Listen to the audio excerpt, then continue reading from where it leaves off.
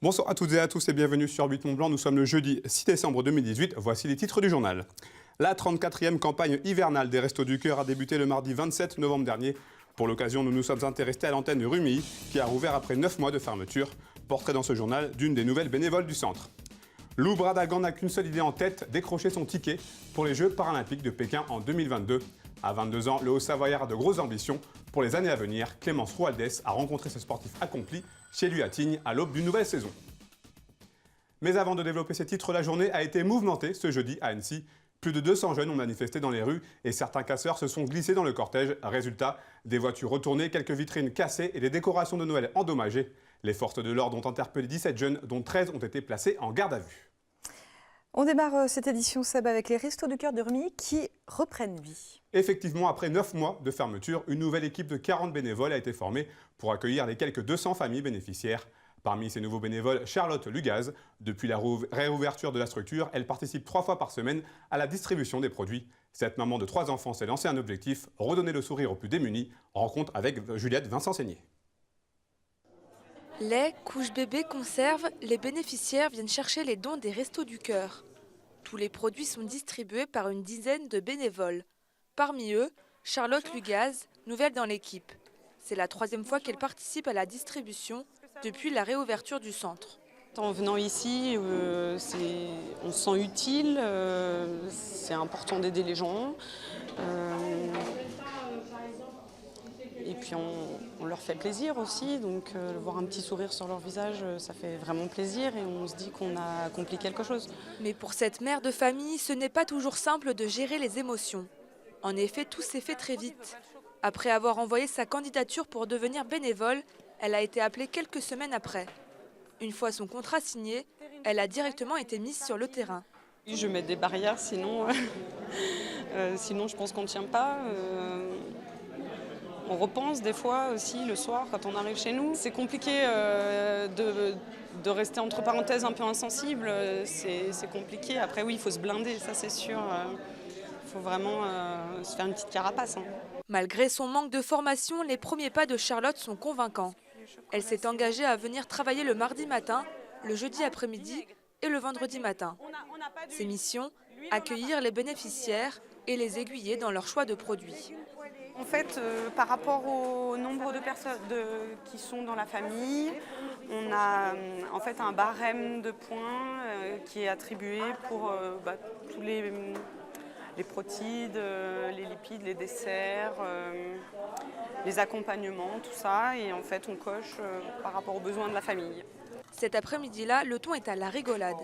Avec sa collègue, elles essaient de faire comprendre à un bénéficiaire que les pizzas surgelées doivent aller au four. La barrière de la langue rend les échanges complexes, mais amusants.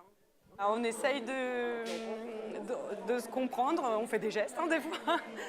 Et puis, en général, on arrive bien quand même à se faire comprendre. Et eux, vice-versa, ils arrivent aussi à se faire comprendre. Donner le sourire à chaque bénéficiaire, c'est l'objectif que Charlotte se donne à chaque distribution. Un comportement précieux avec l'hiver qui arrive et le nombre de démunis qui se multiplie. Vous venez de le voir, la 34e campagne hivernale des Restos du Cœur a débuté la semaine dernière. En 2017, l'association avait distribué 130 millions de repas à 860 000 bénéficiaires en France pendant l'hiver. Face à un nombre de personnes démunies qui ne cesse d'augmenter, les Restos du Cœur continuent leur appel aux dons et à la générosité. On écoute Didier Lotte, le président des Restos du Cœur de Haute-Savoie, au micro de Juliette Vincent-Seigné. Vu l'augmentation de bénéficiaires que l'on a eue sur la campagne d'été qui s'est terminée très récemment, on a quelques inquiétudes sur le nombre de bénéficiaires qui vont arriver effectivement pendant cette campagne d'hiver. On a besoin effectivement d'un peu plus d'argent, donc on fait appel aux particuliers et aux entreprises pour nous aider à financer un peu plus nos actions qui sont, je le rappelle, 2 missions sociales qui sont l'aide alimentaire et aussi l'aide à la personne. Parce qu'en fait le but, la finalité des restos, c'est pas tellement de nourrir les personnes, c'est de discuter avec eux pour voir comment on peut les aider à s'en sortir et redevenir autosuffisants financièrement en fait. Donc on fait des démarches administratives, de l'aide aux démarches administratives, on fait de l'aide pour l'accès à la santé, l'accès à la justice, on fait des microcrédits, on fait de la gestion budgétaire pour aider les personnes à se réinsérer dans la société. Les femmes sont à l'honneur au FIM 2018. Le Festival international des métiers de montagne a commencé ce mercredi à Chambéry. Au programme, table ronde, stand, conférences et animations autour des métiers de la montagne. Et cette année, les femmes sont mises à l'honneur. L'une d'elles se verra d'ailleurs remettre le prix André Gilbertas, qui récompensera son investissement au quotidien dans son activité professionnelle de montagne. Un festival au féminin qui se termine dimanche. On écoute 2 participantes au micro de Clémence Roualdès. Aujourd'hui, je représente l'Institut de formation du vélo.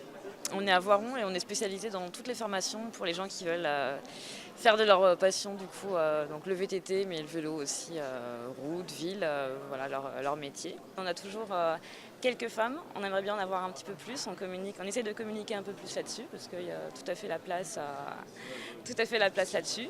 Il y a des tests techniques pour rentrer mais pour sortir et puis il n'y a pas de raison que les femmes n'y arrivent pas. Je suis pisseur secouriste dans la station de la Plagne en Haute-Tarentaise et j'ai une spécialisation maître chien d'avalanche. On est 58 équipes cynophiles en Savoie, dont 7 équipes féminines, une 8e en formation actuellement là aux Deux-Alpes en stage. Et puis voilà, du coup on est venu ici à la FIM pour parler de notre métier, pour sensibiliser les jeunes et puis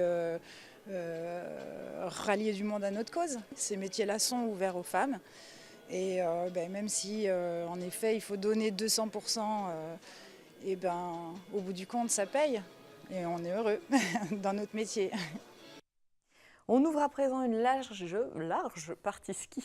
Le critérium de la première neige, seule étape française masculine de la Coupe du monde de ski alpin, se déroule ce week-end du côté de Val d'Isère.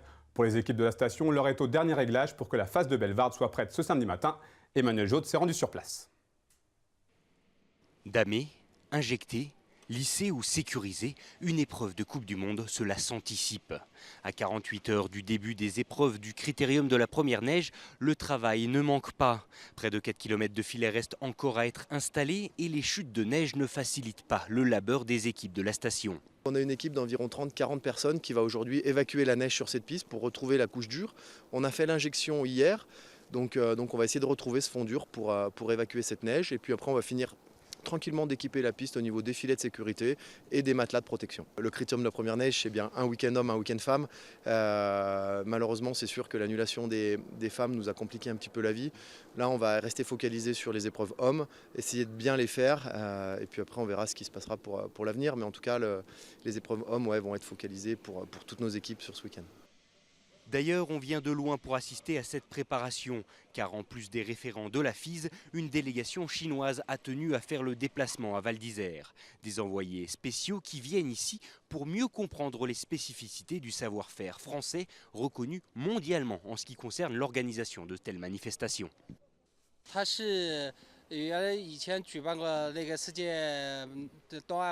Pourquoi? Pour apprendre le savoir-faire et dans la montagne, pour organiser la compétition, ainsi que pour apprendre la remontée mécanique, la dameuse, la contre-neige, plein de choses. Alors qu'on commence à dénombrer les heures avant le début de la compétition, il reste donc encore beaucoup de travail aux équipes de la station de Val d'Isère pour mettre en état cette phase de Bellevarde. Un travail bien sûr très lié à la météo et qui, au vu des conditions actuelles, devrait se poursuivre jusqu'aux derniers instants avant le début de la course. Et j'ajoute que vous pourrez retrouver Emmanuel Jaude ce vendredi 7 décembre depuis Val d'Isère pour un accès direct entièrement consacré au critérium de la première neige. Et on te retrouvera toi aussi pour le JT depuis Val d'Isère. Les saisons se suivent et se ressemblent pour Martin Fourcade. Le quintuple champion olympique de biathlon a parfaitement débuté la Coupe du Monde 2018-2019. Le Catalan, septuple tenant du titre, s'est imposé ce jeudi midi sur individuel à Pocluca, en Slovénie, pour l'ouverture de la Coupe du Monde. Auteur d'un 20 sur 20 au tir, le Français devance de 4 secondes seulement l'Allemand Johannes Kuhn. Grâce à ce 75e succès en Coupe du Monde, Martin Fourcade prend déjà les commandes du classement général. Et on termine ce journal avec le portrait d'un autre sportif acharné. Lou Bradagan est un athlète qui repousse les limites. Atteint de la maladie de Lyme depuis 2014, son handicap ne l'empêche pas de dévaler les pistes de ski. À 22 ans, le Haut-Savoyard rêve haut et fort des Jeux paralympiques 2022 à Pékin. Clémence Roualdès a rencontré ce jeune sportif ambitieux. À Tignes, reportage. Je vous présente un petit peu le matériel. Donc voilà, ça c'est mon ski fauteuil. Un ski fauteuil sur mesure, comme on peut le voir vraiment, qui est adapté pile poil pour moi. On a travaillé avec Chableux Orthopédie sur ce ski fauteuil. Un matériel onéreux, 17 000 €, financé par les différents sponsors de Lou grâce à son association Lou Handiski. Donc voilà, Là, mon équipement est prêt, mon casque est mis, et tout est bon pour moi, donc j'ai plus qu'à monter dans mon ski fauteuil et à partir pour le ski. Rendez-vous à plus de 3000 mètres d'altitude pour un entraînement de 5 heures avec l'équipe de France handi-ski. Vous avez vraiment des conditions magnifiques là, vraiment, ça va être top. Compétiteur, toujours volontaire et de bonne humeur, voilà comment ses partenaires le qualifient. Lou s'entraîne depuis 3 ans avec l'équipe de France. On a l'habitude de skier avec ses pieds et lui pas. Donc c'est vrai que c'est un aspect qui est un peu différent du ski tel qu'on le connaît. Mais après, à côté de ça, la façon de faire fonctionner un ski, il n'y en a qu'une. Atteint de la maladie de Lyme depuis 2014, Lou a connu la tétraplégie, la cécité partielle et les problèmes cardiaques. C'est une rencontre qui lui a permis de retrouver la voie des pistes. Le ski fauteuil est devenu une évidence pour ce jeune skieur de 22 ans. Retrouver le plaisir de la glisse, c'était vraiment juste extraordinaire. Les sensations, c'est les mêmes? C'est même mieux en fait.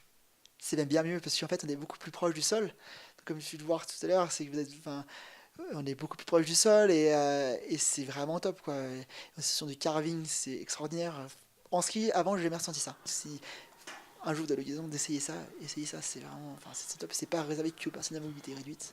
Lou a déjà participé à plusieurs compétitions, Coupe d'Europe, Coupe internationale, mais aujourd'hui, c'est les Jeux paralympiques 2022 à Pékin qui le motivent. Pour atteindre ce niveau d'excellence, la préparation est totale.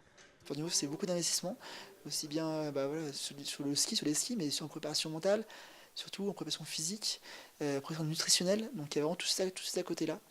Et voilà, avoir du repos, avoir du soutien, tout ça. Donc c'est vraiment, c'est un tout en fait, le sport de niveau. On ne peut pas dire que de skier et on va être champion du monde ou on va être champion olympique. C'est vraiment tous les à côté qui vont permettre d'arriver à un but après, quoi. Lou peut compter sur sa famille et sa copine Justine pour le soutenir. 4 ans pour se préparer, 4 ans pour rentrer dans la cour des grands. Pour 2022, là je vais essayer de me donner tous les moyens possibles d'y arriver. Et voilà, c'est les Jeux Olympiques, c'est un peu le Graal, on va dire, pour la vie d'un skieur, d'aller déjà aux Jeux Olympiques. Jeux Paralympiques, c'est juste génial, quoi. Pour le plaisir, une dernière descente. Prochaine compétition dans quelques jours en Autriche pour une Coupe d'Europe. L'occasion de marquer des points. C'est la fin de ce journal. Merci à vous pour votre fidélité à l'information sur 8 Mont Blanc. Fanny, c'est à toi, je te laisse conclure. Vendredi, on se retrouve depuis Val d'Isère pour le journal.